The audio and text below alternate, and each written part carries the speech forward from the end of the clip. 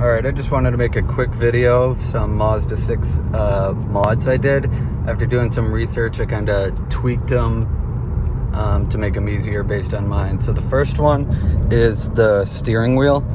I wanted to paint all this, and I didn't want to take the steering wheel off. I'm worried about the airbag going off, and it's just a lot of work. So I actually just bought aftermarket trim pieces that go over it, and then I painted them. These are Rust-Oleum cherry red, and then same with this emblem is like a aftermarket piece that goes over it.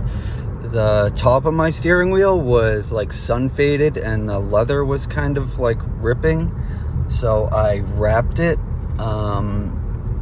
It was kind of tough, and it doesn't look great on the other side, but you really can't see it on the other side unless you're like really looking for it on the outside.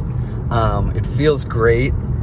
What I will tell you though is when I tried to peel it back to like fix it a little bit in one part, it did start ripping the leather off. I ordered special stuff that was supposed to be like friendly to fabrics and stuff like that, but I mean,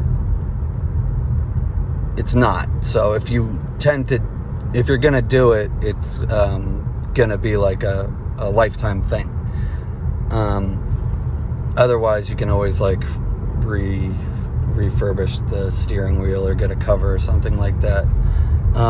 What I also did was I wrapped I put this on there too. That was aftermarket, and I painted it. I wrapped this trim. You had to take off all the dash. It's not too hard of a project. Just make sure you use trim tools so you don't like break your stuff. So I wrapped this.